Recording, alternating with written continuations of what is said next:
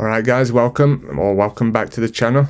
Here we share stories from Thailand, Philippines, Southeast Asia in general, so if you've got an interesting story or an experience, feel free to send it in. I'll get it read out for you. Today's story is about a guy's first time in Thailand, trying to mend a broken heart. He falls for the wrong person, who's not who she says she is, in more ways than one. So yeah, let's jump into this story. Hi, my name is Mark and I am 49 years old from Leeds, the United Kingdom. At 41 years old, I find myself standing at a crossroads in my life after going through a painful divorce after 9 years of marriage. I was hurt and depression was creeping up on me. I have always had my life pretty much sorted out, but for the first time ever, I really did not know what I was going to do. I needed a change, a reset, a fresh start in life, and that's how I ended up on a plane to Thailand, the land of smiles. During the time I was hurting over my divorce, I was researching online on how to fix a broken heart and loneliness.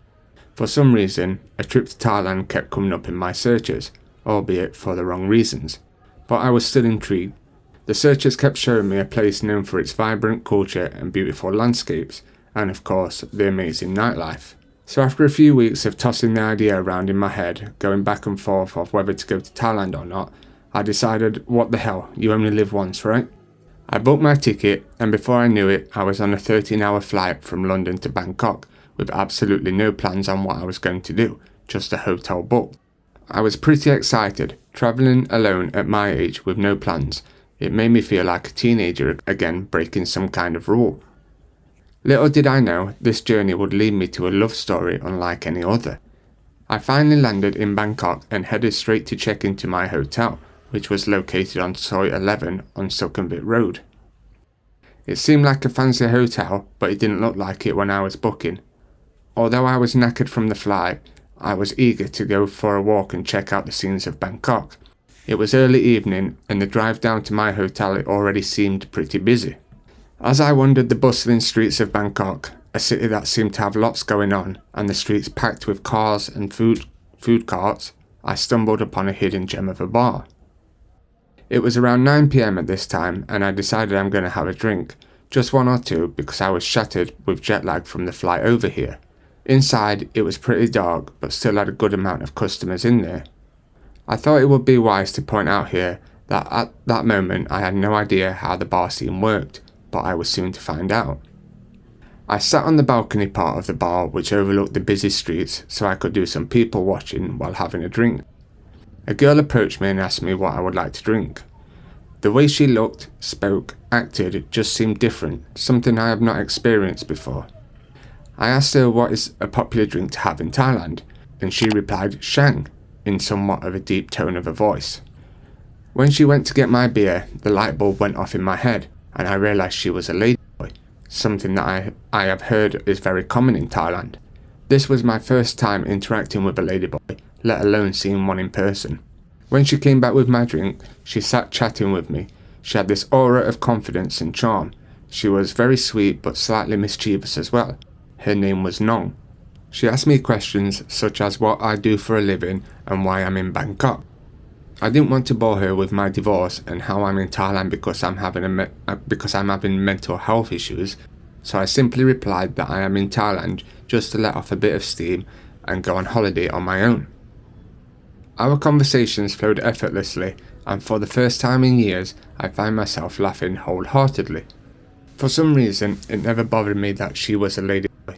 Although I am straight and I like females, I couldn't help but feel so attracted to her.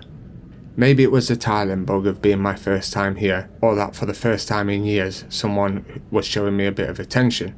Whatever it was, I liked it. I must have stayed there about 4 or 5 hours drinking and talking with her.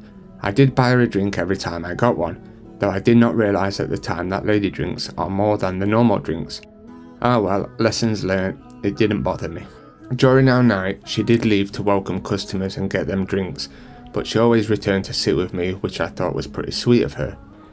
Anyway, it got to about 1 AM and I was feeling a little drunk. Alcohol, tiredness and jet lag is not a good combination. I told her that it was time for me to head back to the hotel because I had a long trip and I needed some sleep. She asked me if she would see me again, and I said that I can come back here again tomorrow if she liked, to which she replied, yes please. I paid my bill, which was a bit higher than I expected due to the lady drinks, and off I went back to my hotel. That night I think I slept like 10 hours. I was exhausted and a little tipsy. Once I woke up and showered, I went to grab some street food as it was around 1 PM. I had never tried Thai street food before, but I can see why people love it. It's absolutely delicious and very cheap. While I was eating, my phone started vibrating, and upon checking it, it seemed like I had downloaded an app called Line and added the Ladyboy from last night, or she did it for me. I wasn't aware of this app, but later found out it's very popular in Thailand for messages, kind of like WhatsApp back home. Nong had sent me messages saying, thank you for the drinks last night. I enjoyed your company. I hope you return again tonight. I was thinking, wow, someone is actually interested in me. This feels great. I want to stress again that I am a straight man, but this still felt fantastic. Anyway, as the night time approached, I was sitting in my hotel room after an afternoon texting with Nong. It was time for me to get ready and hit that bar again. I went back to the bar to meet Nong, and like the previous night, the drinks were flowing, the attention was being shown, and the memories were being made. During our chats, Nong kept touching my hand and being very flirty with me. It felt great, and I just looked at her as a female, not a ladyboy. I noticed there were a lot more ladyboys in the bar that night. In fact, they were all ladyboys from what I could gather. So I had to ask Nong, is this a ladyboy bar? To which she giggled and replied, yes, you didn't know? When I told her I did not know it was a ladyboy bar, she stepped back and said, you know what I am, right? And I said, yes, but you look like a very beautiful girl. Then the question came such as, have you ever been with someone like me? Are you into girls like me? I told her I was very interested in her, but it was my first time with someone like her. I don't think she believed me because she laughed and said, yes, that's what they all say. But I was being honest, this was my first time. The night was coming to a close again, and it was time to leave. She told me that she had a day off the following day, so I built up the courage to ask her on a date, to which she agreed. The next day we spent the day together just getting coffee and chatting, telling each other about each other's lives, the highs and the lows. I opened up and admitted the reason I am in Thailand was because of a past divorce, and how I've been feeling ever since. She was very affectionate and showed me a lot of sympathy, even though I was not looking for it. It was very sweet of her. Days turned into weeks and my connection with Nong deepened. We spent almost every day together exploring Bangkok, seeing temples and learning about each other. It's strange to say that I was not one bit embarrassed about being seen with her in public for some reason. It felt natural. I really did like this girl. I have to say though, every day we spent together, I did have to pay her 300 baht that she could give to the bar to let her out. I later learned that this was called a bar fine. Remember, I am new to all of this.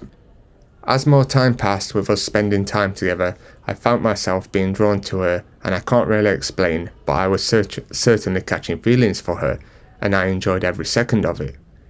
She did spend a few nights with me at my hotel, but nothing happened. I don't know if it was because of her you-know-what, or just because it wasn't time, but we just enjoyed our nights. Nong understood my pain and my longing for a fresh start, and she offered me a new perspective on life. I decided to extend my visa for an extra 30 days because I wanted to spend more time with her. As she hadn't been working and spending time with me, she requested that I help her out with 1,000 baht a day to cover her loss of earnings. I didn't think too much of this and thought it was totally understandable, so I did just that. As our relationship became more than just friends, I knew that she was a ladyboy, and while it initially took time for me to adjust, my feelings for her remained strong. However, not all love stories are destined for happiness. One fateful day I woke up to find my ATM card missing, and a sinking feeling gripped my heart. Panic and disbelief rushed through me as I realised that Nong had taken it. I checked my bank account using my phone, and around 30,000 baht in my account had vanished. I quickly transferred the remaining money to a separate bank of mine which couldn't be withdrawn. I guess 30,000 baht was the limit I could withdraw in one day. I tried texting her multiple times and was not getting a reply, until late in the evening she replied, I am sorry, I don't know what I was thinking, I will pay you back. That night I went to her bar and confronted her, hurt and betrayed by the person I believed I was falling for, and her falling for me. Nong's confession was a dagger in the heart. She admitted to stealing my card and using it to withdraw money. Her reason were a tangle of desperation and misguided intentions, but the damage was already done. With a heavy heart, I decided to cut all ties with her after that and ended our relationship. But was it even a relationship? Looking back on all this, could this have been her plan from the start? To take advantage of a guy who's hurting? It's cold to think that this could have been her plan. Returning to the UK was a mixture of relief and sorrow. The memories of Thailand and Nong certainly remained in my mind, a reminder that not everyone is whom they seem to be. That experience taught me that love can be found in unexpected places, but it doesn't always come without its share of challenges. Me and Nong had shared a connection that I hadn't felt with anyone else since. But in the end, trust and honesty is two big things needed to make a relationship work, and it seemed she was missing them. As time passed, the feel of betrayal began to heal, leaving behind valuable lessons but still some good memories. Life moved on for me and I began to feel good again. I don't really regret going to Thailand because it made me feel alive again. Yes, I regret trusting too easy and not doing research about the bar scene, but it was still a good experience for me, one that I'm happy to share. Whew, bit of a roller coaster story, that one. I've not got much to say, but I know some people that have gone to Thailand and fell for ladyboys, you know. It's not something you think of until you actually get there. Of course, she was wrong for doing that, and maybe it was her plan from the start. You're never gonna know. But you'll be more aware for next time. But yeah, guys, what do you think? If you've got a story you want to share, send me an email. It's in the description, and I'll get it read out for you. Until next time, guys, I'll see you then.